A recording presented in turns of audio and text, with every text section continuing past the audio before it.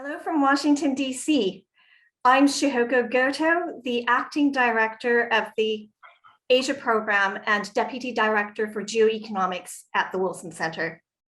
It is my great pleasure to welcome you, albeit virtually, to the 8th Annual Nancy Bernkopf Tucker Memorial Lecture.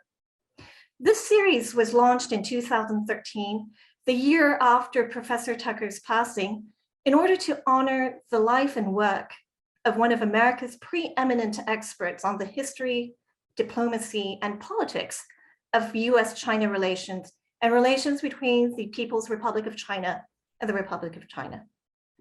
Professor Tucker's academic achievements and pioneering research on U.S.-China relations spanned nearly 4 decades, and her approach to analyze China, not just through exhaustive primary sources, but weaving together multiple disciplines from economics to sociology to history, was eye-opening to her students at Georgetown University, where she had taught since 1987. Her approach to analyze China was also highly sought after by the US government as well. She had served in the State Department, as well as the Office of the Director of National Intelligence, testified before members of Congress multiple times too. In short, she personified the Wilson Center's objectives and the raison d'etre of this institution. The Woodrow Wilson International Center for Scholars was established in 1968 as an act of Congress to bridge the worlds of academic research and ideas with the world of policymaking and action in a strictly nonpartisan manner. In an increasingly polarized Congress, issues that can bring both sides of the political aisle are few and far between. But in recent years, wariness, fear, and downright hostility towards Beijing has emerged as a force to bring US policymakers together. But is that actually in the interest of the United States in the longer term? What is the outlook for relations between the world's biggest powers? And how can great power competition play out? And above all, what does China think of this widening distrust?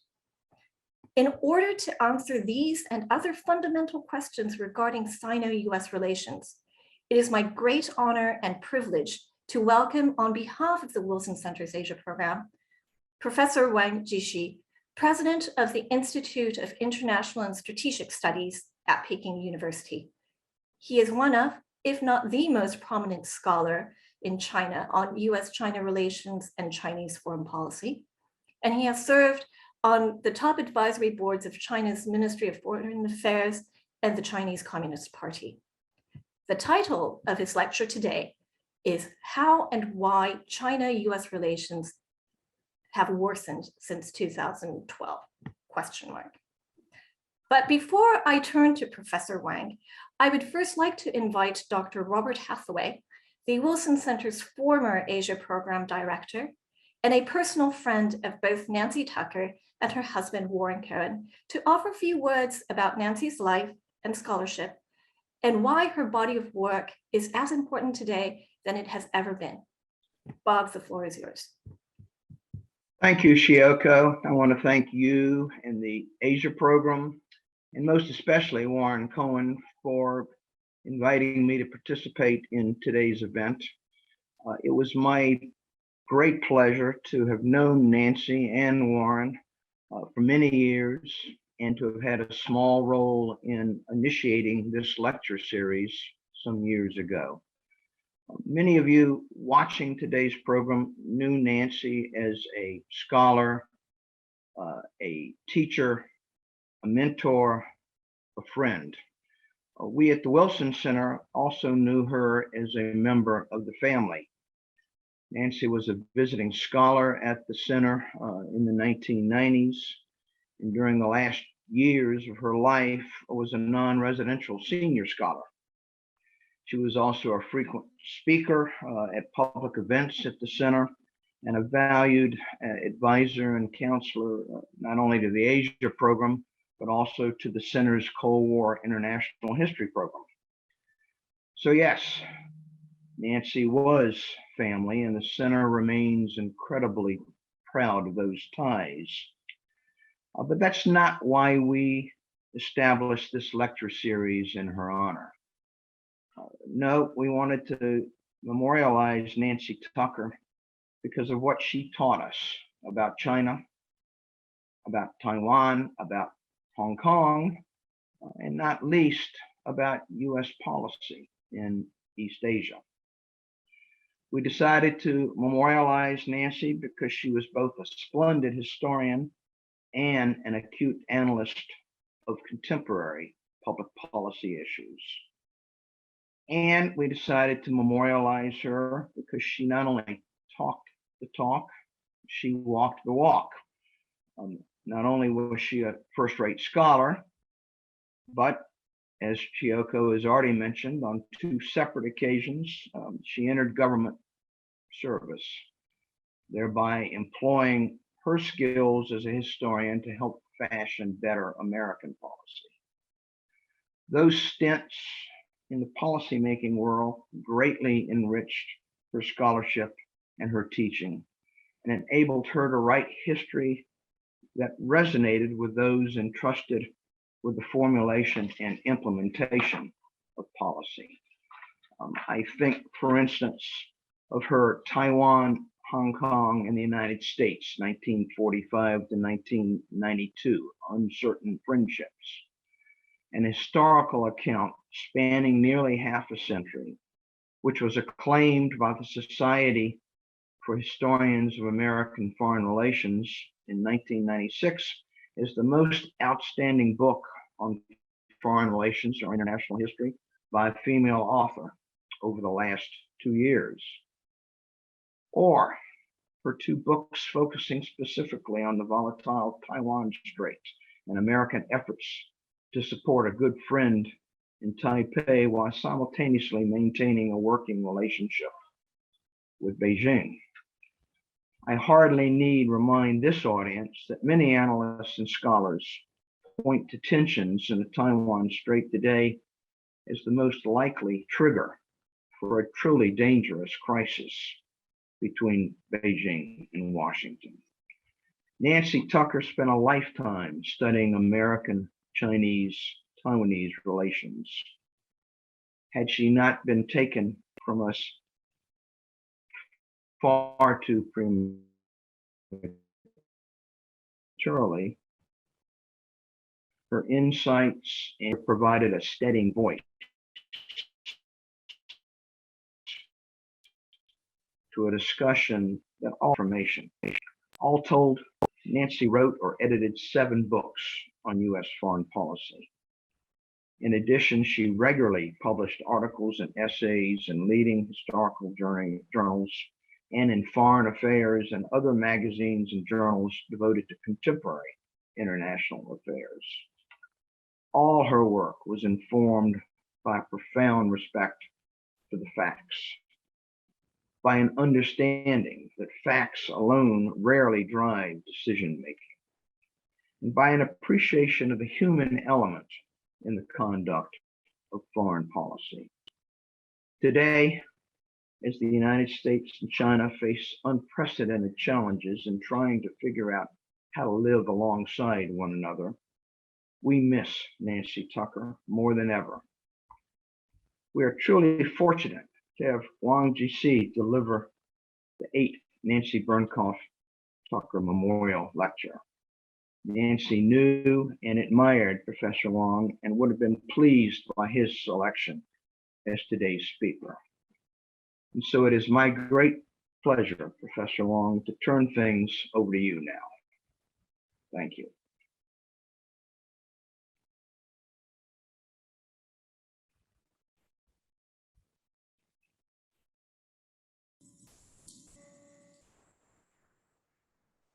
Thank you very much, Ms. Hikoshi Goto. And it is my great honor to be engaged with the Wilson Center and its Asia program. I also very much appreciate Dr. Bob Hathaway's excellent remarks on Professor Nancy Tucker's pioneering work on China. I hold great admiration for Professor Nancy Tucker Nancy Tucker's devotion to and insight on China-U.S. relations. She and I got to know each other in Beijing in 1986, when we both participated in a conference on the China-U.S. relationship from 1945 to 1955.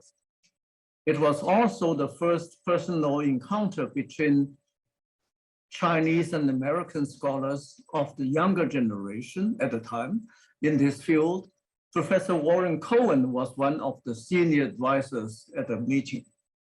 After that conference, I enjoyed many happy occasions with Warren and Nancy, both professionally and personally.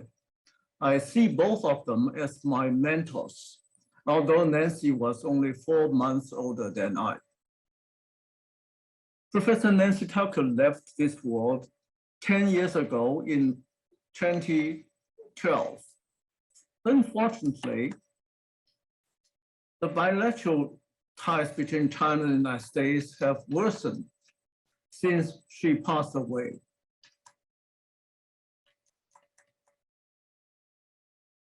I assume she would have been exceedingly disappointed if she had seen what has happened in later years. Today, I will present a historical account of the interaction between the two countries that has moved on a tortuous road from comprehensive engagement to strategic competition in the last decade. I will also attempt to provide interpretations as to why they have failed to manage their differences more effectively, as sensible scholars like Professor Tucker wished. Among other factors, domestic changes in China and the United States against the larger global background have contributed to this downfall spiral.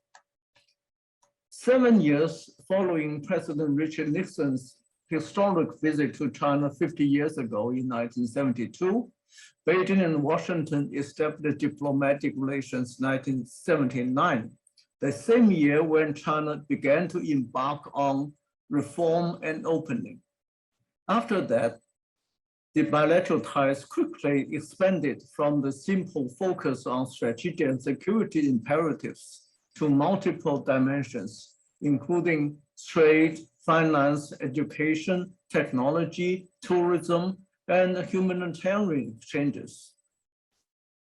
By 2012, however, two developments twisted China's attitude toward the United States.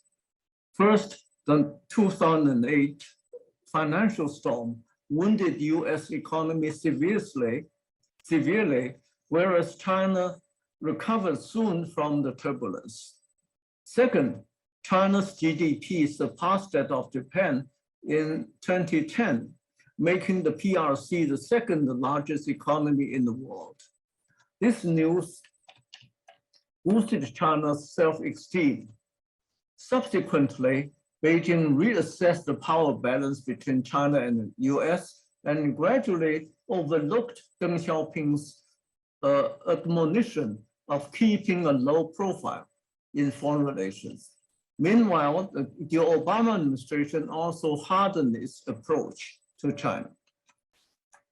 After Xi Jinping became the top leader of China in 2012, the emphasis in its foreign policy philosophy was further altered to reflect Xi's call for, quote, carrying forward the spirit of struggle and improving the ability of struggle, unquote.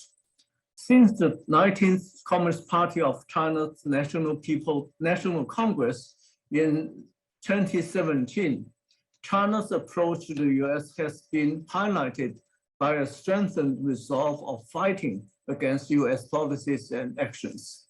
The PRC's official line has encouraged nationalistic sentiments and triumphalism in social media unfavorable to the US and discouraged people from voicing modest views.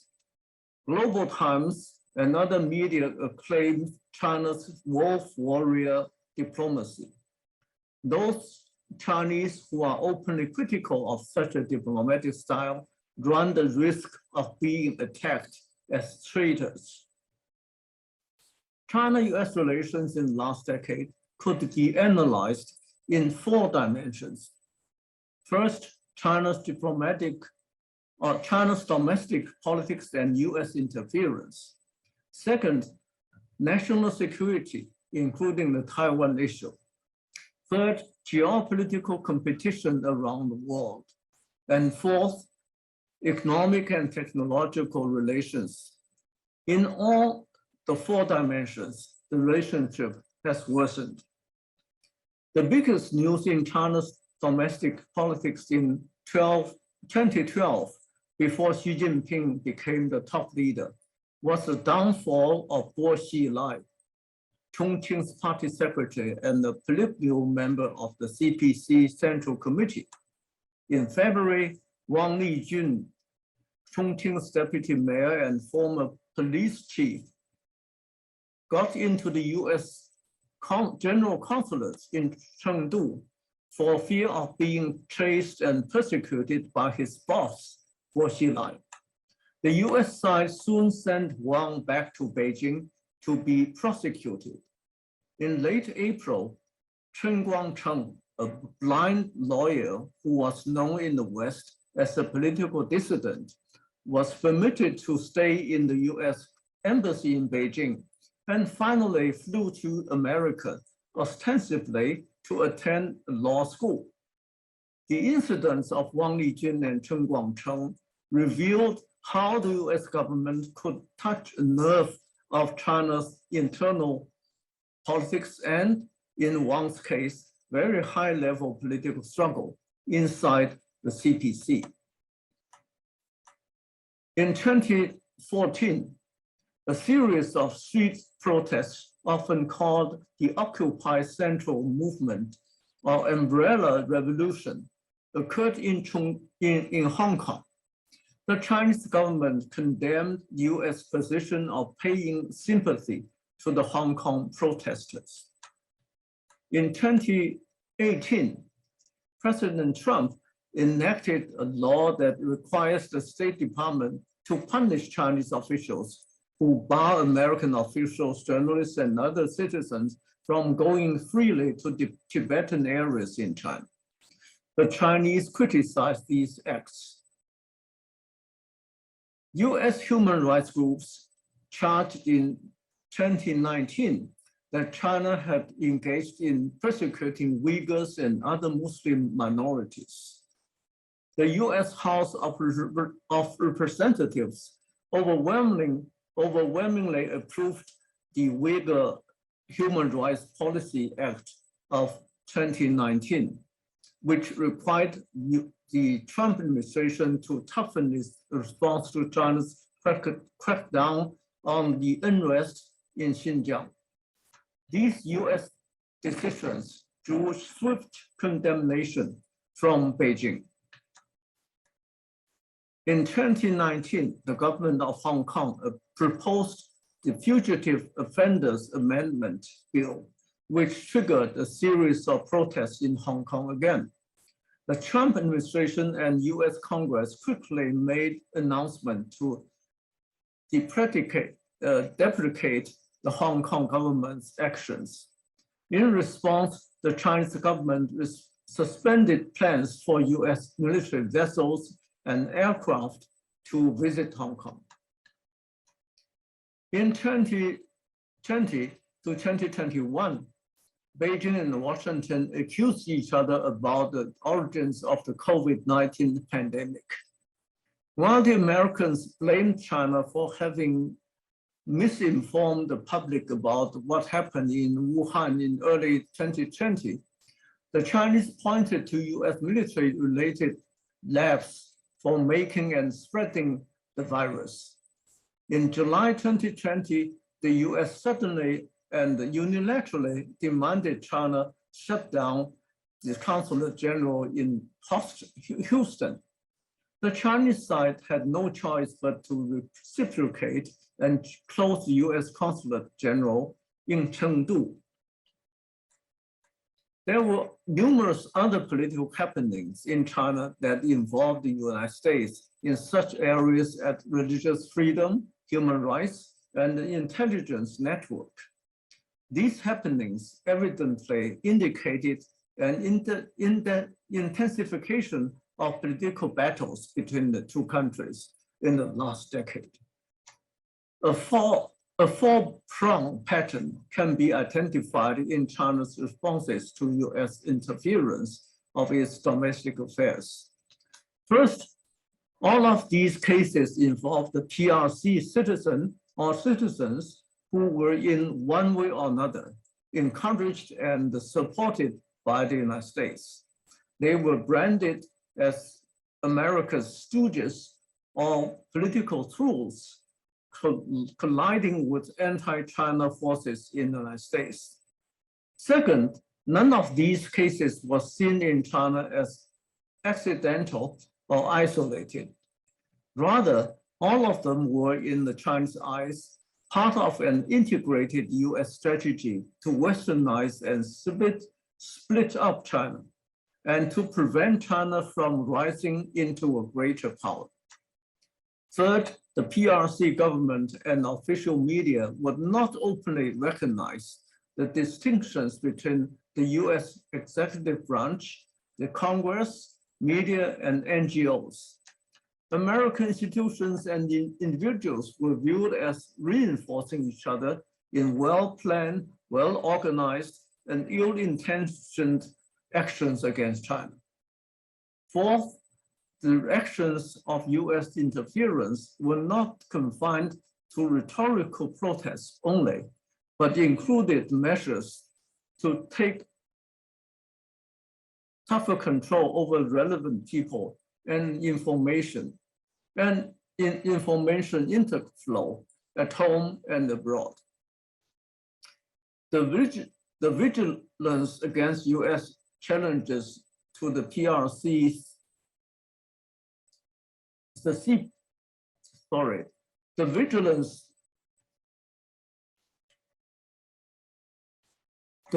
against US challenges to the CPC's legitimacy, popularity, and authority inside China has contributed to a comprehensive long-term strategy to safeguard the CPC leadership.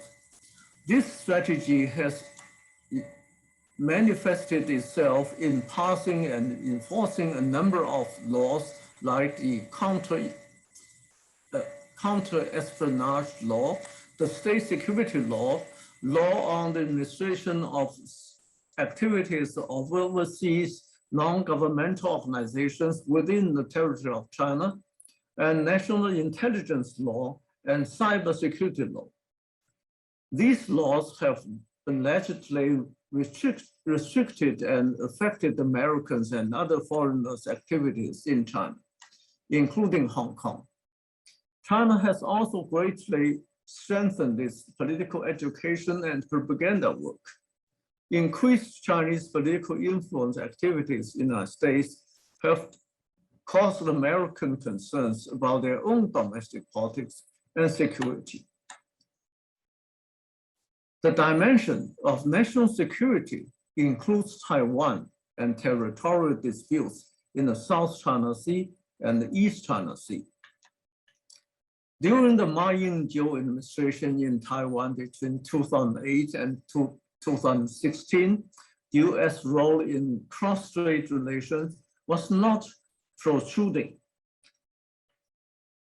Beijing's attitude toward Taipei hardened again after 2016, when the DPP leader Tsai Ing-wen took power and was re-elected in 2020.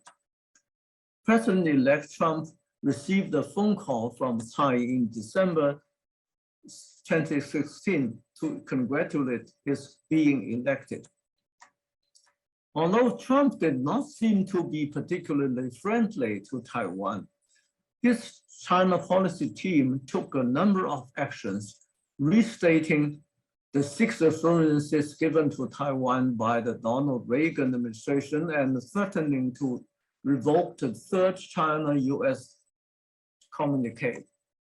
The Taiwan Travel Act was signed into law by President Trump in 2018.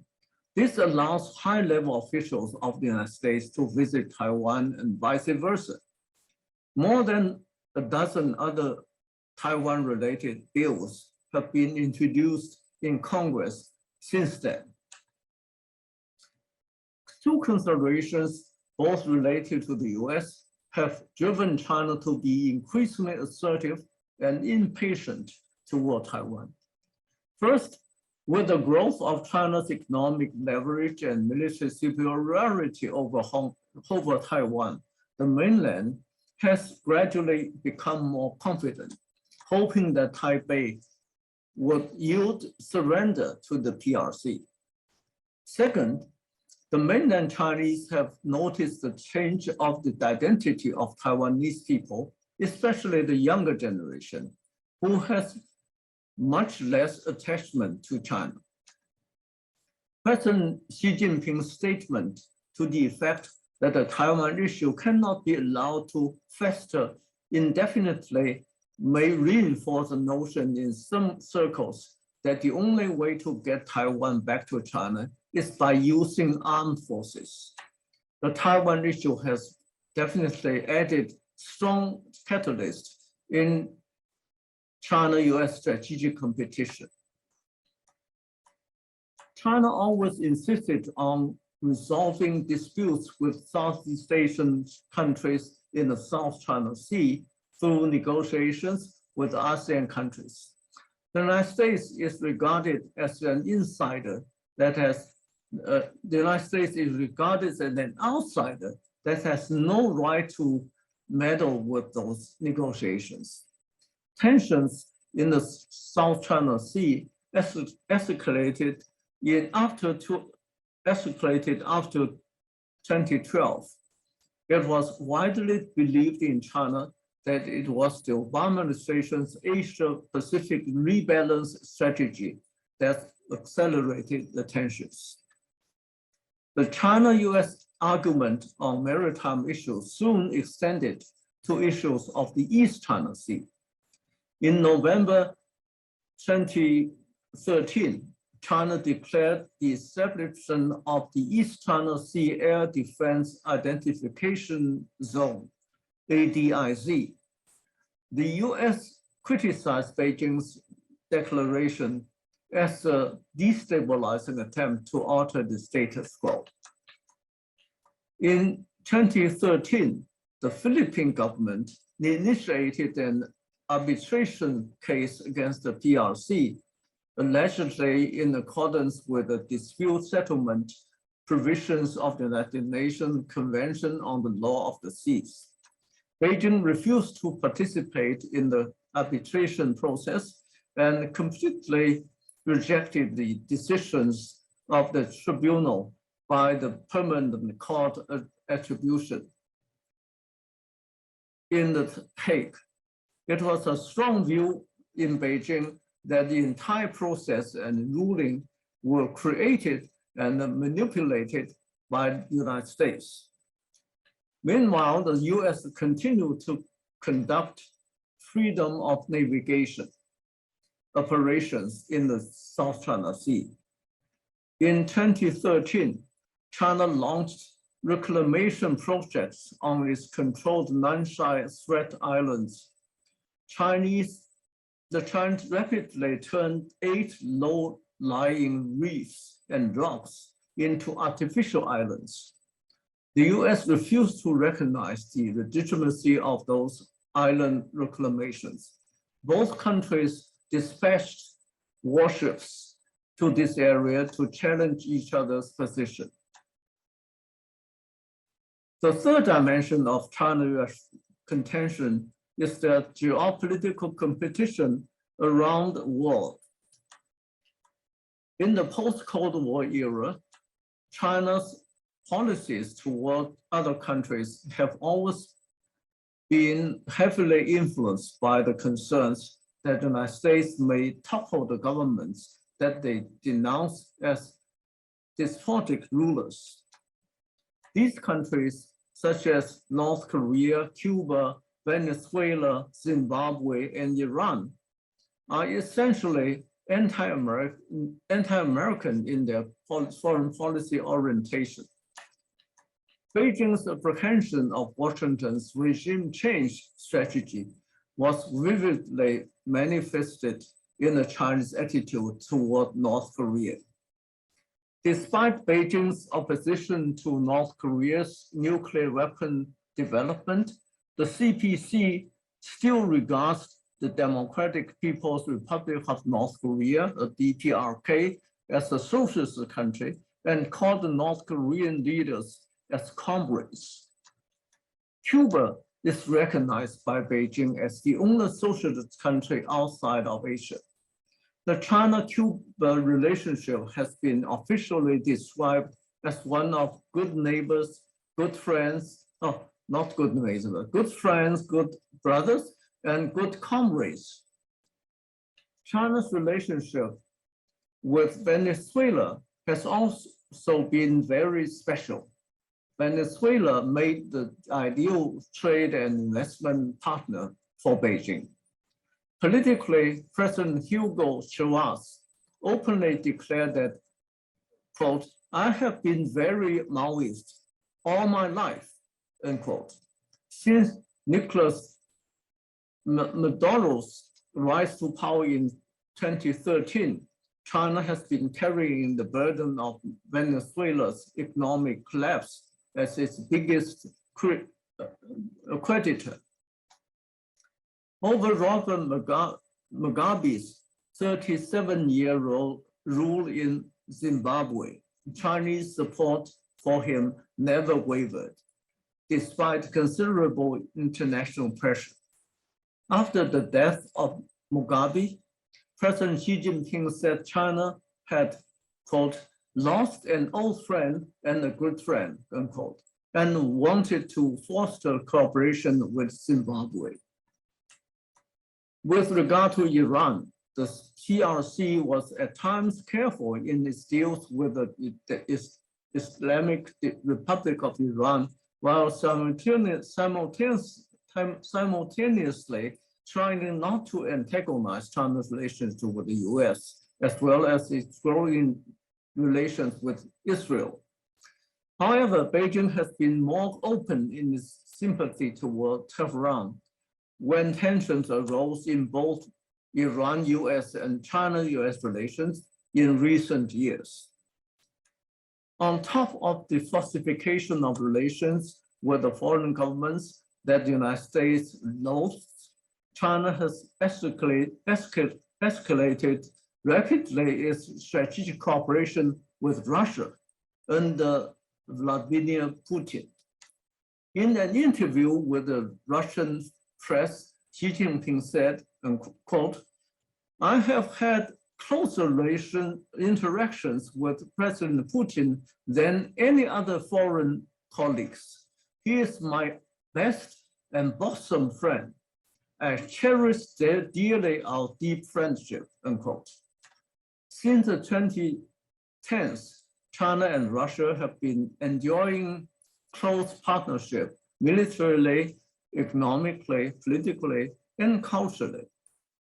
China, Russia, and Iran held a series of unprecedented joint naval drills between them, which took place in the Indian Ocean and the Sea of Oman in 2019. After the breakout of the Russia-Ukraine war in February this year, Beijing refused to join the UN and the Western world in condemning Russia. Rather, it basically takes sides with Russia and considers that expansion of NATO as the root cause of the conflict in Ukraine. Both China and the United States are soliciting international support from traditional alliances and like-minded players in a sustained geopolitical competition around the world. The AUKUS, Australia, the UK, and the US, the AUKUS Pact and Quad, the US, Australia, Japan, and India mechanism have paved the way to deepen defense cooperation in line with Washington's Indo-Pacific strategy. China claims that its partnership with Russia is not an alliance, but stronger than an alliance, while they are enhancing military cooperation.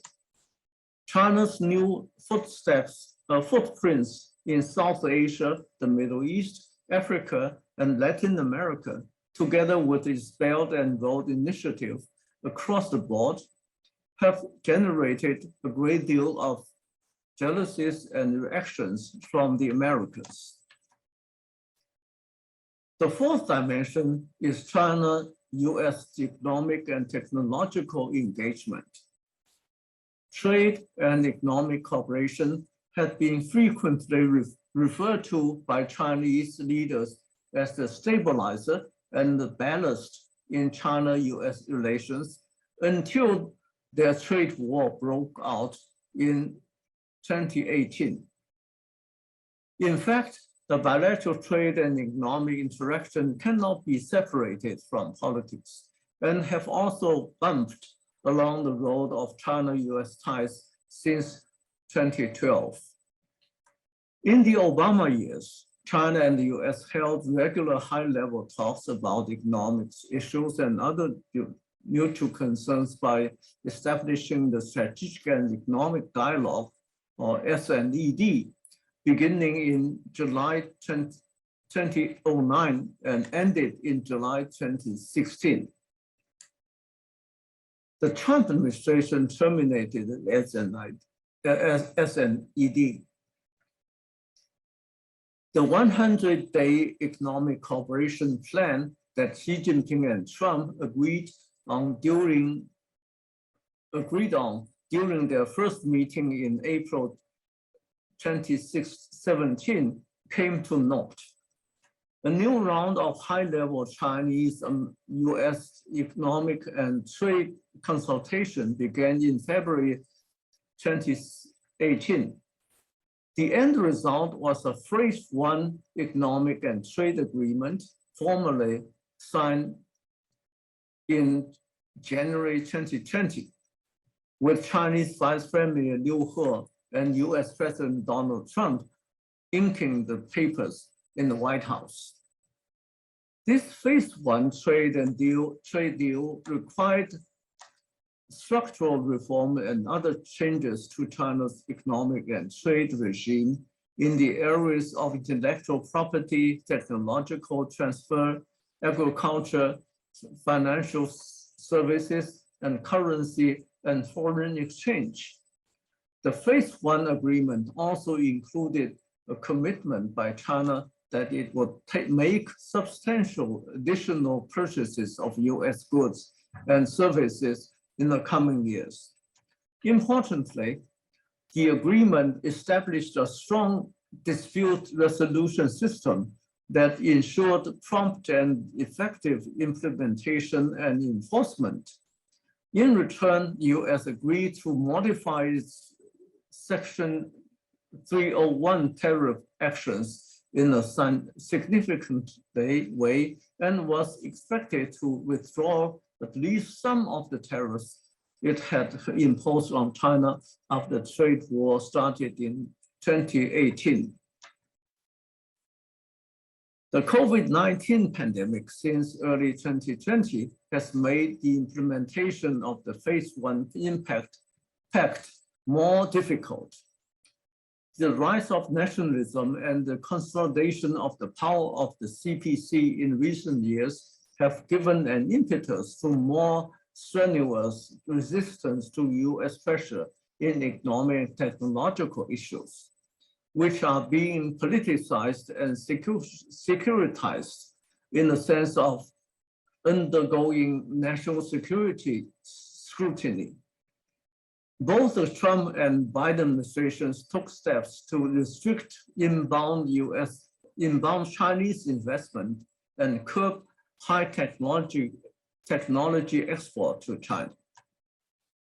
Alarmed by the mounting technological competition from China, the Biden administration and many members of US Congress have called for more government intervention to bolster strategic sectors such as semiconductors, drones, and artificial intelligence. The United States has imposed extensive human rights related sanctions on hundreds of Chinese individuals and entities.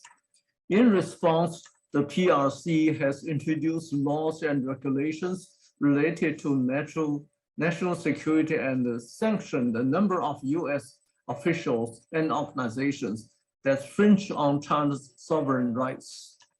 The most serious and long-term struggle is waged in high-tech fields where Americans want to keep their edges and Chinese attempts to surpass them. A few themes and points have been particularly assertive in China's official statements and media that bear strategic implications. First, it is widely believed that economic and trade frictions are only a manifestation of the geopolitical, geostrategic competition between the United States and China. America's true intentions were said to be containing China or maintaining US hegemony. Second, there has been increased awareness in China that economic and trade disputes with the US are concentrated on rules and regimes in Western-dominated international economic order. Since joining the WTO, China has been under increased Western criticisms on trade state enterprises, subsidies to imported goods, and other forms of government intervention in the economy. From a political perspective, China must reject these requests.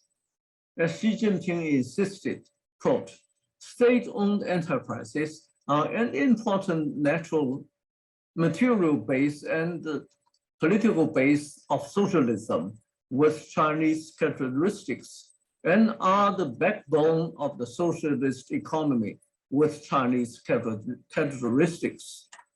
The promotion, unquote, the promotion and the establishment of BRICS, Belt and Road Initiatives, and Asian Infrastructure Investment Bank, among other efforts, exemplify what kind of world order and economic rules China wants to promote, and how China will compete with the West on international economic rules and regimes. Third, China's economic success has given rise to stronger confidence in its development pattern, political system, and values. Now the CPC is proudly introducing its experiences abroad. As Xi Jinping stated in his report to the 19th CPC National Congress, quote, the path, the theory, the system, and the culture of socialism with Chinese characteristics have kept developing, blazing a new trail for other developing countries to achieve modernization. It offers a new option for other countries and nations who want to speed up their development while preserving their independence. And its efforts, it offers Chinese wisdom and a Chinese approach to solving the problems facing mankind, unquote. Fourth, China has drawn enough lessons in its history about the need to advance science and technology toward making China a country of innovators. A report by the Research Office of the State Council in 2008 complained that in the majority of industrial sectors, core core technologies had been controlled by foreign companies, and with intensifying international competitions, core technologies cannot be bought with money. Fifth, a constant theme during the last decade in Chinese publications and media discussing international economic affairs has been the US dollar hegemony. The consensus in these discussions is that the US superiority in global economics and politics is related to the domination of the US dollar in the global monetary system. And this domination should and will be turned down. China's government officials were more subtle in expressing their reservation about US dollar domination. Meanwhile, Chinese and American businesses remain deeply integrated in terms of financial, intellectual, and production networks. The vast majority of Chinese and American companies are not embracing the idea of decoupling from each other. In the meantime, China continues to attract record volumes of foreign investment due to its high quality infrastructure, skilled labor, and the promise of this vast domestic market. If the global supply chains that link their businesses and those of other countries are not severely broken, the two economies will continue to benefit from each other. On the other hand, with increasing frictions over trade, investment, monetary, and technological issues, and with the upgrading of China's economic and technological prowess, Chinese leaders, business people, and elites have developed a clear realization that the difficulties in these areas are deep-rooted, not only in the two nations' different economic interests, but also in their respective political structures. Consequently, as long as China insists on socialism with Chinese characteristics, or what some Americans call state capitalism, and refuses to make fundamental political changes, it must be prepared to engage in long-term strategic competition with the US. All of the four dimensions discussed above have witnessed downward spirals. I could provide three clusters of explanation. The first cluster, popular in both countries, is to point to the changing power balance between the United States and China. It is a widely accepted judgment that the power equation between the two countries in the last decade has tilted toward China. In 2012, China's GDP only accounted for 53% of America's. In 2021, last year, China's GDP reached about 70 to 80% that of America's, depending on different sources of information. Both Beijing and Washington have reassessed the power balances not only between the two countries, but among other powers like the EU, Russia, India, and Japan. China played a major role in promoting BRICS and concluded that the developed countries as a whole are on the rise and the Western world power was shrinking. Later, this notion became the better known conventional wisdom in China as East rising, West declining. Many observers and politicians believe that China's GDP will surpass that of the US in a few years. These observations led to China's triumphalism and pride. along with America's anxieties and lack of confidence. What is perceived real has real consequences in the political world. Hence, the more proactive Chinese behavior in global affairs in later years and the stronger US reaction to China's assertiveness. In the last 2 years and a half, about 1 million Americans died of or died with the COVID-19, and China has lost fewer than 5,000 lives due to the disease. China has claimed to be much more successful in controlling the pandemic and recovered sooner from the economic downturn. Therefore, in Chinese eyes, the power balance continues to shift irreversibly in China's favor at the expense of US capabilities. Graham Allison, a Harvard University professor, referred to what is called the Suicidal trap. He borrows from Greek historian Thucydides' view about the cause of the Peloponnesian War. Thucydides suggested that the real cause of the war was the fear of Sparta, the status quo power, which viewed the rising power Athens as a security threat.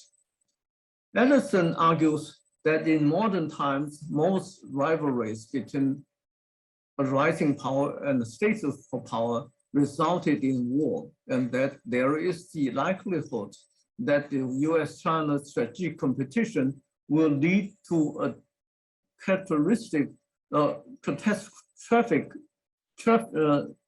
catastrophic major war. Many people in China, the US, and other countries are attracted to this explanation. China wants to replace the United States as #1 in the world, and the US wants to keep its global domination. Simple and logical. However, I'm not really convinced with this corollary. Professor Nancy Tucker did serious research on the deterioration of US-China relations in 1949 to 1950 that led to the deadly Korean War. It had nothing to do with the change of power status between the two countries. The power balance theory was not relevant to the continuation of Sino-American confrontation in later years either. The second school of thought points to the disparities of political system, ideology, and values. It is also a very popular notion among analysts and common people at large. The Cold War between the US and Soviet Union was featured by ideological rivalry. And today's China-US relationship is also full of debates about their political and ideological differences. In China's terminology, it is a struggle between capitalism and imperialism exemplified by the US and socialism represented by China that can only precipitate it in increasing tensions. In US Congress and among a great number of politicians, it is a widespread idea that the battle with China is one of democracies against autocracies. They see China and Russia on the same boat of dictatorship. To me, this explanation carries some weight, but it's not very persuasive either. When President Nixon visited China in 1972, followed by rapprochement between the two governments, the political discrepancies between the two countries were much striking than what they are today. In other parts of the world, differences of political values and structure do not necessarily result in conflict. For instance, Saudi Arabia's political system looks far more welcome to the Americans, but their relations are not suffering from deadly worsening.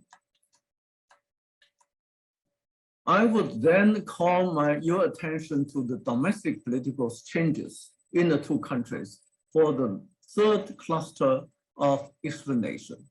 And I find that internal political changes in the two countries have interacted with each other. Since 2012, a lot of events taking place in China have been related to US behavior. For instance, the Xinjiang disturbances were seen as being staged by Uyghur separatists based in America. Other incidents included the Occupy Central movement in Hong Kong in 2014, alleged US instigation of the riots in Hong Kong in 2019-2020, and US congressional acts related to Tibet in recent years. The pro-independence DPP came to power in Taiwan in 2016, and cross-strait relations deteriorated. China and the US have been engaged in a fierce propaganda war related to the origins of COVID and human rights records in the two countries. This rhetorical debate and mutual accusations have more to do with Chinese-American domestic politics than to power equation or ideology. In Chinese eyes, the adjustments of China's domestic policies are in part a response to US pressures and interventions in China's domestic affairs. Beijing has tightened its control on information interflow, the internet, and social media, strengthened the Communist Party's political education and ideological campaigns against Western political ideas. Private-owned enterprises are losing grounds and under stricter supervision. These actions smashed American hopes that market forces and younger generations may change China gradually and modify its external behavior. More recently, the Communist Party asserted that China's democracy is true democracy, the whole process people's democracy, while the US democracy is deceiving, hypocritical, and superficial. The Chinese point to racial tensions, political polarization, the enlarging gap between the rich and the poor, and fiasco in Afghanistan as evidence that the US is suffering from social decay at home and discredit in foreign affairs. The new political landscape in the US does affect its perceptions and attitude toward China. The emergence of populism, protectionism, and nationalism finds China an easy target and, in some cases, the scapegoat for American failures. Donald Trump represented the grievances against China. Identity politics in America does not bode well even under the Biden administration. The consensus between the Democrats and the Republicans and between the White House and Congress is that China is a rising threat, it's a major threat, and the US should enter into a long-term strategic competition with China. Public opinion polls show that American citizens' views of China are increasingly negative. Previous US hopes that China might integrate itself into the current international order was dashed. The three clusters of this explanation I presented are not mutually exclusive. Those factors, power balance, political disparities, and domestic changes in both countries, are reinforcing each other and make the corrosion of the relationship almost irreversible. However, I don't want my lecture in memory of Professor Tucker sounds too pessimistic. I know Nancy was never knocked down by difficulties and hardships. We should encourage her spirit and strive to make positive changes in both our societies and in the whole world. I would like to take this opportunity to salute to Warren Cohen and thank him for teaching me and encouraging his students in China and the United States and colleagues to embrace a bright future. With this, let me conclude today's lecture. Thank you very much, and I would welcome your comments and questions. Professor Wang, thank you very much for that incredibly rich and thought-provoking lecture. I know that we have many questions. I certainly have many questions, ranging from technology competition to dealing with Taiwan to governance questions. But I should remind the viewers today that we are actually taking questions online. You can email us at asiaprogram@wilsoncenter.org, or you can tweet us at asiaprogram on Twitter. Again, the email is asia@wilsoncenter.org and tweet us asiaprogram. So with that, I would like perhaps to start us off with a question that hopefully touches on some of the many topics that you raised today. And that is of China as the guardian of the international order. Now, that phrase was used in 2017 at the Davos Economic Forum by President Xi Jinping. It's been 5 years since then. The world is much more fractured. There is a great deal of uncertainty about the outlook for globalization. And there is a rise of populism, as you referred to. You have also referred to the whole idea of authoritarianism versus democratic movements as somewhat of an oversimplification of the reality that we face today. Can China play a role in ensuring global stability? And are there shared values in governance between the United States and China? Well, from the Chinese official point of view, China is a stabilizer in international relations, and China is playing the role of uniting other countries in promoting economic growth. China has not invaded other countries. China is peaceful, and China is not like Russia, but China is not denouncing Russia, but China does not say that we will try to occupy some other country, to invade other country. So this is a Chinese official point of view. But of course, people have different ideas as to what China's behavior really is, because from the outside world, China is expanding its political influences, and some of the influences are not welcomed in the Western world.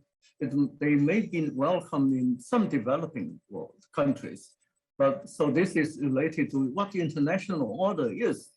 I think from an academic point of view, international order of world can be seen in two parts. The first is the power balance among great powers and some other countries. And the second is international rules. What rules we abide by. In the first dimension of international order, the Chinese view is the world is divided by developing countries and developed countries, or sometimes it is referred to as the East versus the West. And making it simply, the Chinese official view is that the East is rising, West is declining. I have some personal views that are not identical with the East rising, West declining, because, for instance, is Russia an Eastern country or Western country? I'm not too sure. Is Russia a rising power, or it is joining the other parts of the Western world as a declining power? I'm not too sure of that. So I think it is too simple to divide the world into two parts, but the political situation is moving in that direction, that the power balance to China is the power balance is tilting toward China and developing countries. And so this is what the international order we are seeing. The other part of the international order is rules, or some people will, will call rule-based world order. The Chinese see the rules as basically the rule of sovereignty or the rule of independence. And China is, of course, in favor of independence and sovereignty. Some people may ask, if you are in favor of sovereignty and technological and territorial integrity, why don't you denounce Russia for invading Ukraine? This is another issue we may discuss. But China is always in favor of sovereignty of China, first of all, not sovereignty of other countries, not sovereignty of the United States. So sovereignty is the basic international rule China is abiding by, and all ask other countries to join China in abiding by. Some other rules are related to specific issues like intellectual property rights, free trade, and other things. In that regard, China is also joining other countries in protecting rule-based international order, but they have different interpretations. For instance, China's, as I said in my lecture note, China is in favor of state-owned enterprises, and the Western world is in favor of private-owned enterprises. They are different. So the rules adopted by China is different from the rules adopted by Western countries. So this is my answer to your question. Thank you very much for that. If I can actually follow up on this question of sovereignty and economic independence. Of course, China has developed a new plan of dual circulation strategy. We talk about the challenges of decoupling the United States from China from an economic perspective, but at the same time, there are moves that are being made to ensure that there is technological development that's homegrown in China, to ensure that China becomes more resilient and to be able to withstand disruptions. And I think this has only been accelerated as we have seen through disruptions caused by the pandemic. At the same time, it is also seen as a strategy to enhance China's economic presence in emerging markets. I'm hoping you could actually talk through some of the broader objectives of dual circulation strategy. You're very right in referring to the dual strategy. That is, China is promoting its domestic development, and China also needs the world at large in helping China in promoting China's domestic introduction. So a cool word here is supply chains. That is, China is producing a lot of industrial goods and agricultural goods, but it has to also import agricultural goods and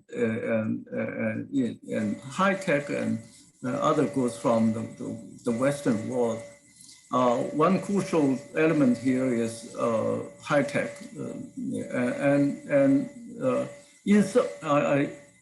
some colleagues and myself published a research paper a few months ago saying that China is lagging behind the United States in high tech development, but not in all fields. For instance, in civil aviation, we are lagging behind, but in military technology, we are not that much lagging behind.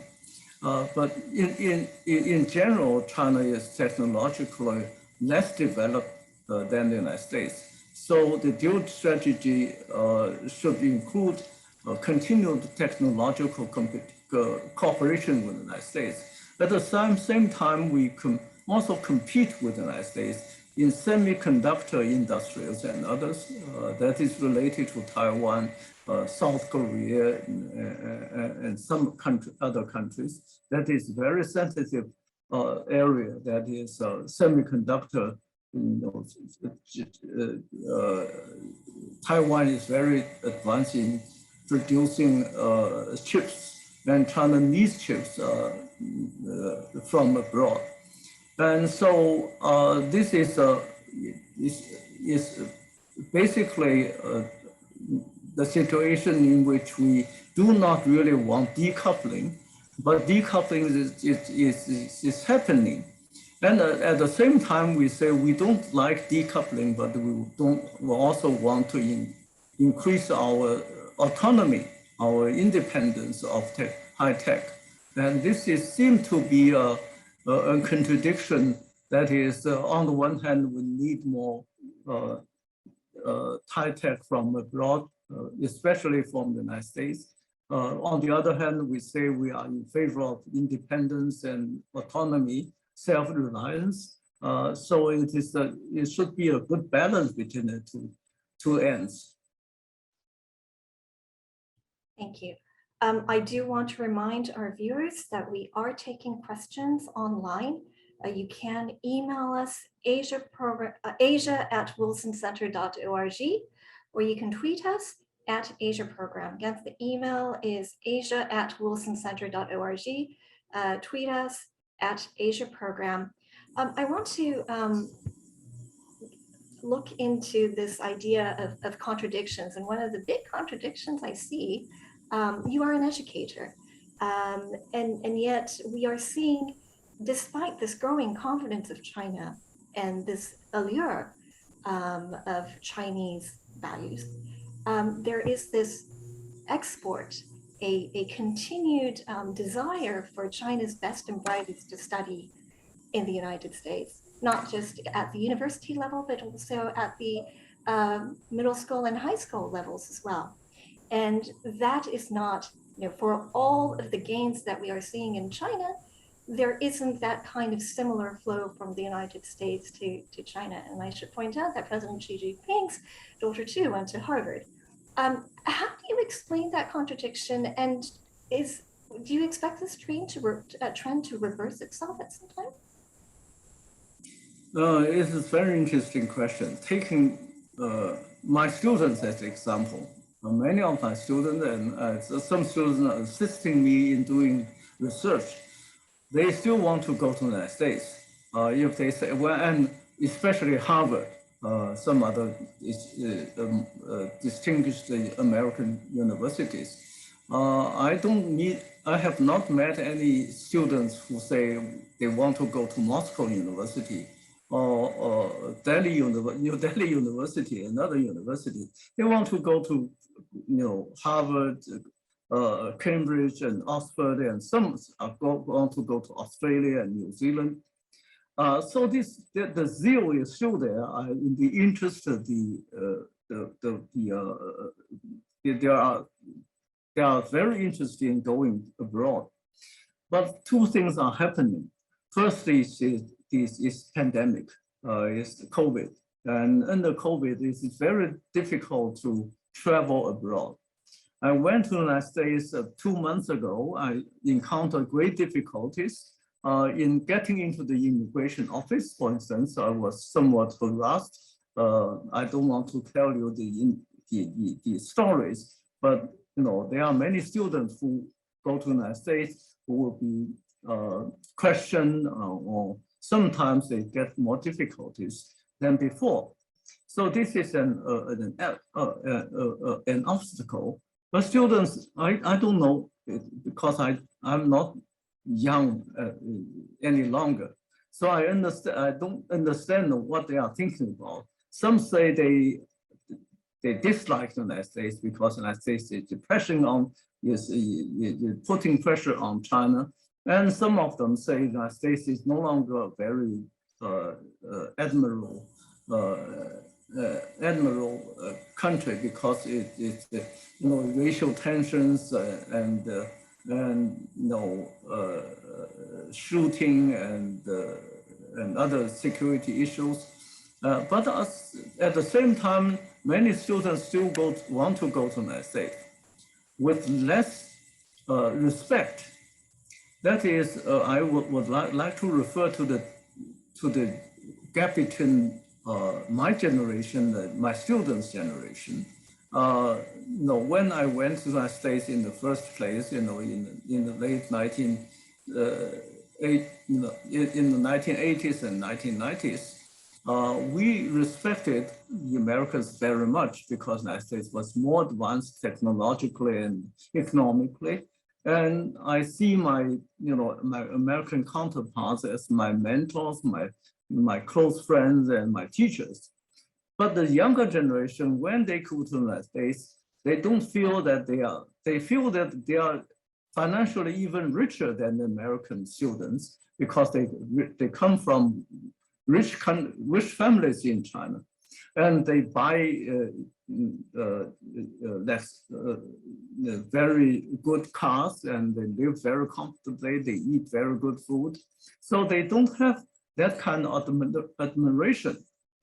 So what are they thinking about it? I say different people think differently, and those who come from richer families have less respect for the United States, and those people from other areas of China still see themselves as ordinary students to learn from the United States. So it's very too difficult to generalize the contradiction. So generally speaking, on the one hand, younger generation does not respect the state, the states as we did in our younger days. On the other hand, they still have to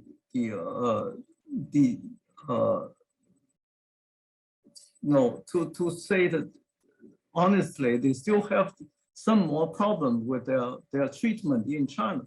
So they want to go to the United States to learn more, and also some of them want to stay in the United States, to immigrate into the United States, because they don't feel that that kind of satisfaction in China itself.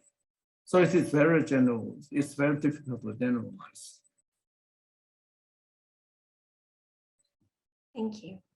I have a question from Chris Soroti, U.S. editor at Vixio, and he asks, U.S. companies in China must now be silent or extremely cautious when making public pronouncements in general, let alone on a political subject. For bilateral relations to recover, is it reasonable to expect that Beijing needs to tolerate more freedom of corporate expression and encourage that perception that regulation is not necessarily or predominantly political? I think I understand that question, and I also know some American business people in China. They are sometimes frustrated by the political atmosphere in China and regulations, and the atmosphere is not encouraging to them. But they still want to stay in China because as I say in my lecture, the infrastructure is good, it's better than many developing countries, and labor is not too expensive. Some expensive, probably somewhat more expensive than Vietnam and India, but it is still, tolerable, and infrastructure is much better in China. So they have more experiences in China than in those countries. So they want to stay. The contradiction there is that on the one hand, they want to stay in China. On the other hand, they are not satisfied with the current treatment in China. So they have to struggle with themselves, and I sympathize with them. Sometimes I say, well, you have to stay and to wait for the changes, for better changes. The COVID is another thing that we also want to tolerate. And currently in Shanghai, in some other localities, China is imposing very strict regulations with regard to COVID that also arouses a lot of attention and some complaints from foreigners and Chinese alike. And this is, I think, a temporary phenomenon that will pass sooner or later. Thank you. So we have a very succinct question from Professor Gilbert Rosmond at Princeton University, who asks, what will be the impact on China of its support for Russia? And then perhaps I can add a question from my colleague, Lucas Myers, who asks, Chinese foreign policy consistently and continuously emphasizes respect for territorial integrity and national sovereignty. However, the Russian invasion of Ukraine is a clear violation of these norms. How does Beijing reconcile its partnership with Moscow and its support for these norms? Does it seem a contradiction? I, like Nancy Tucker, I spent a lot of time studying history in the 1950s, in the 1960s. And so when we talk about China's policy toward Europe and Russia, I would like to discuss some of the episodes in the 1950s. In 1956, China encouraged or even asked the Soviet Union to intervene in the Hungarian uprising. Because that was treated as, that was regarded as an anti-revolutionary rebellion or revolt. And at that time, of course, Hungary was also a sovereign state, and we should also respect its territorial integrity. But actually, I think there was a higher principle, as it is a higher principle in China today, that is the safety of the Communist Party. The safety of the Communist Party or the legitimacy authority probably is higher than sovereignty in any other country. This is I may have made a political mistake. I shouldn't have said so, but it's my own belief that China sees the authority of the Communist Party and the legitimacy of the Communist Party higher than sovereign rights, because sovereign rights are represented by their governments, are not represented by all common people. So when you talk about sovereignty, you have to distinguish between whose sovereignty you are talking about. That is my understanding of Chinese position. The sovereignty of Ukraine is important, the sovereignty of Russia probably is more important because China is friendly to China and the Western world who are supporting Ukraine is not friendly to China. So people will say this is double standards, but the double standards is everywhere the international politics. The United States has double standards. So this is my defense of the Chinese position, but you'll see I have my my grievances and my criticism as well. The China's position toward Russia is, is related, as I said in my lecture, is related to the common grounds between the two political parties or the regimes. It is not simply a geopolitical consideration. The more important consideration is the two countries share the common grounds in defending their own authority and their own legitimacy at home. So China is not siding with Russia in its military operations in Ukraine, but China is still a very loyal ally or partner of Russia. So this is not, my point is that this is not only a sovereignty issue. If sovereignty is all right, your sovereignty is of course the principle guiding international nations, but in the real world we have other factors we should consider. Thank you. Again, we are taking questions, asia@wilsoncenter.org. You can tweet us, Asia program as well. Let me move on an issue that is related to Ukraine. Lessons learned for China. Of course, the Ukrainian situation is still evolving. We don't know when and when peace will be restored and how it will be restored. But we do know that it has already had a significant impact on how countries look at partnerships. You've already talked about China's relations with Russia, and the alignment of interest between the two countries. One of the other questions that also comes to mind is how this will impact China's position on Taiwan. You've made clear in your lecture about China's interest in Taiwan, but at the same time, there are speculation here in the United States that given the difficulties that Moscow has had in taking claim over Ukraine, that this will stave off China from taking direct action, at least for the foreseeable future. If you can talk us through about the impact that is having on how China sees Taiwan. This is a very sensitive but important question. In Chinese mindset, Taiwan is part of China. Taiwan is Chinese territory, but Ukraine is not legally Russia's territory. Some Russians may say Ukraine was Russia's territory or the Soviet Union's territory in the past. But so this is a great distinction between the two parts, the two issues. That is, Taiwan is China's domestic issue, and Ukraine is Russia's international issue. That is a distinction. But some people may not make this distinction. I know because people have different ideas about Taiwan's status.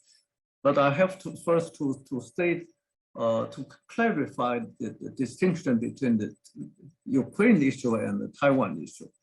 But we have also internal debates about how we look at the impact of the Ukraine issue on Taiwan.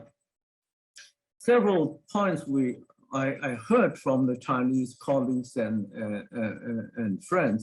One view is that this gives China a golden opportunity to recover Taiwan by military means, because the United States cannot fight two wars. It is supporting Ukraine, it is facing Russia's invasion of Ukraine. At the same time, if we take this opportunity to take over Taiwan militarily, the United States may not have the energy and the military force to intervene. This is some people say that this is a good opportunity for China to occupy Taiwan. But this, I don't think this is the government official view. This is official view of our government, but it's private view of some people, some strategists. Specifically, some people say, well, if the Russian is not moving as fast as it wished in the first place in occupying Kiev and other cities, so China should learn a lesson. That is, if we make a decision to take over Taiwan militarily, we can do it very fast, quickly, not to allow it to last for several weeks.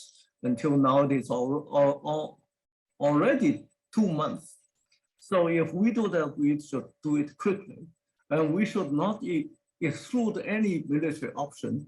We should not care too much about casualties, the casualties of the civilians or casualties of the soldiers and so on.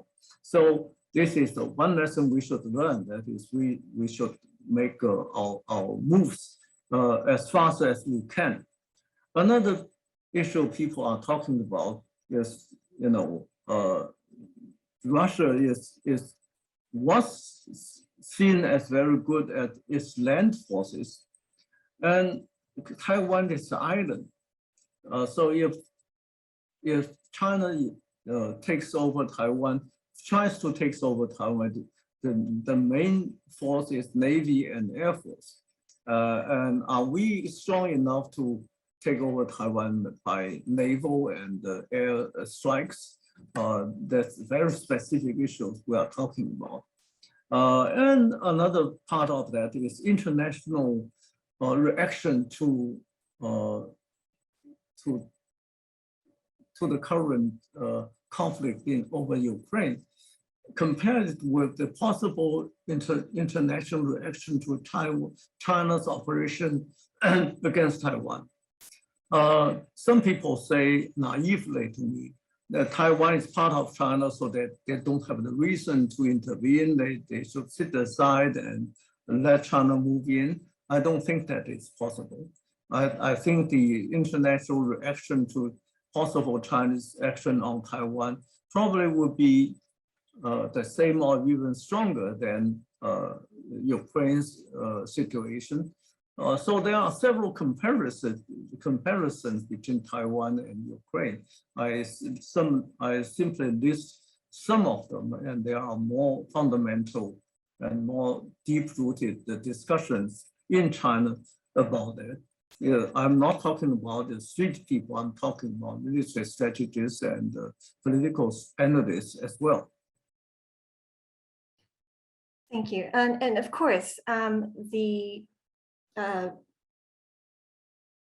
NATO has not actually engaged in military conflict and to intervene on behalf of Ukraine. Therefore, the United States has not intervened militarily either. But what we have seen is the solidarity of the international community to engage in economic warfare against Russia.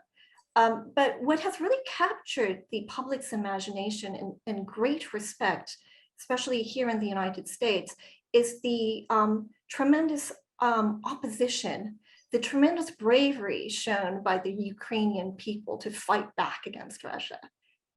What do you think the Taiwanese response could be to, this is again a hypothetical, but what would the Taiwanese response be to a Chinese attack? People I know guess that the Taiwanese will surrender because they cannot beat China. They cannot resist Chinese military occupation and military operations. So, and there are people in Taiwan who would welcome China's invasion. People, I don't want to refer to the specific part, the specific political party, but some people we know in Taiwan say you should attack. Otherwise, we would be attacked. We would not be politically safe in the island. So we welcome your intervention. So some people say that from Taiwan, and we hear them, and we say they will welcome our military operation on Taiwan. This is some people's thinking, but I don't agree with them. I think we have to prepare for strong resistance from Taiwan against our military operation. It is possible that they will surrender, but it is even more possible that they will resist. And I don't really want to be so hypocritical. And I think, first of all, I'm still in favor of peaceful unification of any kind of peaceful solution between the sides. I don't want to have a military conflict between the two sides.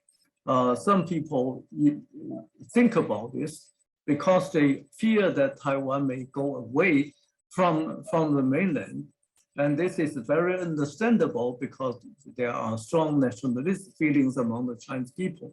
Many people I know, even the Chinese Americans, they say, well, we should take this opportunity to occupy Taiwan, to liberate Taiwan. But that would cause a lot of casualties of killings and warfare. And personally, I don't welcome that event. I think time is on the side of the Chinese people and the Taiwanese people. They can find a way to solve their differences sooner or later. I hope that will be peaceful unification. I don't prefer military cooperation with operation against Taiwan.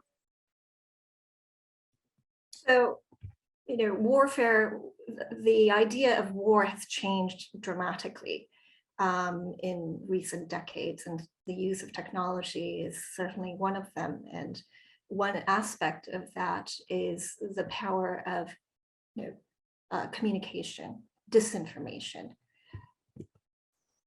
the power of public opinion can both rally people, it can also divide people. What do you think is the power of social media in uniting China as a nation?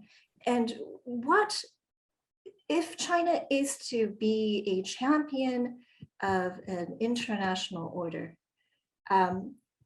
should it continue to crack down on free speech? What is the last sentence I didn't hear clearly? Should China crack down on free speech? Should it continue to impose restrictions on the free flow of information? Yes, information is important, and we in China have a lot of information that is different from what you hear in the United States about China. For one thing, our social media and official media say a lot of good things about Russia. Russia is moving ahead in doing their battles against Ukraine. They are on the winning side. But to people like yourself, I don't think you believe in that story that Russia is winning the battle. I think it is losing the battle. So it depends on information, what information we will receive. In the Chinese press, we have very different information interflow. One thing is that about the decline of the United States and the rising of Russia and other countries. But if you look at the economic figures, the United States is not declining. Its percentage in the world GDP remains very, very stable. What is true is that in the U.S.-China competition, the United States is losing its ground. It compares unfavorably with China in economic terms, over GDP, overall GDP terms. So we receive very different information from you do, and this causes Chinese triumphalism and nationalistic feelings. So if you are talking about public opinions, I believe that the public opinions poll show, whoever do the public opinion poll, show that the Communist Party is strongly supported by the population. People have complaints about some policy practices, for instance, the treatment of the disease, the COVID, but most people still support government policies toward almost everything, because governments, the pronouncements of the policies are still very well written and well received by the population, despite some differences within the population at large. So the public opinion poll show that China is confident. Public opinion poll shows China the Chinese Communist Party is supported by the population, and the public opinion show that people do not like the United States. People are in favor of Vladimir Putin. People say he is a hero. He is very respected in China. Is probably the most respected foreign leader in China, much more respected than any other foreign leaders. So this is the truth. The truth. We cannot deny the truth, but we can debate on what kind of information we receive. I think our information, the people who are controlling our information are very capable. I admire them. Thank you. Let me turn now to competition between the United States and China in emerging markets. A question from R.W. Hayer asks, what are China's objectives in the BRI? Is this initiative aimed at influencing world stability through peaceful means? I should probably add to this. The BRI initially was received with great skepticism in the United States and Western powers as a mechanism for China to deal with its excess capacity. And there was a lot of resistance initially to join the AIIB, which is partly funds the BRI projects as well. But we've seen a change in the AIIB and financing of projects. It really is it reaches the standards of the Bretton Woods institutions. We also have seen that the BRI projects, some do meet some of the much needed needs of global development. What are the prospects? What is the goal moving forward of BRI? Is it a development assistance strategy? Is it a power projection strategy by China, or is it a partnership with emerging markets and China? Well, what is this distinguishable in a BRI is that it is not one project. No, if we compare that with the Marshall Plan in the 1950s, they have a set of amounts of money to invest in Western countries, in European countries, but BRI does not have that specific goals or specific economic goals to make money in a certain project. This is a long-term initiative. We call it an initiative rather than a plan. It is not a project. It is a set of many projects which are linked with each other. The problem now is not only we cannot define the BRI very clearly, but in practice we have encountered difficulties. For one thing, when we are talking about Ukraine is also linkage in China reaching out to European countries in our BRI, and there are other countries involved in Eastern European countries, and BRI is also very loosely defined, whether it includes Africa and Latin America. So when you talk about BRI, you have to go specifically to certain projects. Some are more successful than others, and they are met with difficult sentiments in developing countries, in BRI related countries. In Afghanistan, it has nothing to do with Afghanistan, but in Pakistan, people generally welcome BRI, but India is resistant to BRI because it involves Kashmir. And now we should also watch what is happening in Sri Lanka. The situation there is very difficult to manage. It involves BRI as well, China's projects, China port construction, and you also have to think about what is happening in Burma or Myanmar. It is also a part of BRI. So when you talk about BRI, I think we should talk more about specific countries and specific issues and specific projects.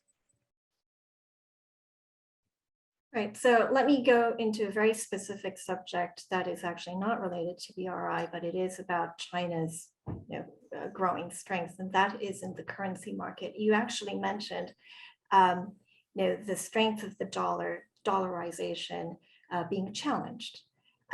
We also know that China has really embraced this digital currency space, and especially central bank digital currency. Do you expect China in these efforts of financing development assistance projects through BRI, through having a digital currency network that is very advanced and actually is very integrates a lot of its technology capabilities? Do you expect the yuan to actually be able to be on par, if not exceed, the dollar as a global currency in the long run? And is that what Beijing would want eventually? I think in the long run, the renminbi will be further strengthened because of China's economic growth. But currently, the US dollar is so dominant. In our interaction, transaction with some countries, we use our renminbi to trade. For instance, when we are talking about Russia or Iran. It is not a barter trade, but they accept renminbi because they can use renminbi to buy their projects from China. Buy their products from China, consumer products from China. So it is no problem when they use renminbi as a reserve. But other countries who are not having a great deal of trade with China, by buying China products, and they still favor US dollars because renminbi is not convertible yet. So it is in the long run, I'm confident that renminbi will gradually gain some more weight in financial market. But currently, we still have to use US as the currency that is more prevalent in international markets. But in the long run, I'm not too sure because there are other competitors like Euro and Japanese yuan and others. A final question, if I may. China has made an official bid to join the CPTPP. So has Taiwan. Two questions. Unlike in the WTO, when both China and Taiwan were able to join the organization together, would China tolerate a Taiwan joining the CPTPP before China? That's one question. And the other question is, there is discomfort among some member countries of the CPTPP for China to join the group. Other countries will be more welcoming. Can China remain a global trading nation without being part of the CPTPP? Do you see this more as a political ploy, given that the United States is not part of it, more than seeing any real economic benefit to the Chinese economy? I think you are very right in pointing out that there is a political part of China's trying to join the CPTPP. That is a political gesture, because the United States is not going to join the CPTPP, and Japan is playing the larger role in CPTPP. So China has also improved relations with Japan and other CPTPP members to join the mechanism. So that it is first of all a political gesture, but in the long run, I think China has to adopt more market-oriented measures to join CPTPP, because the CPTPP is even setting a higher bar than TPP itself.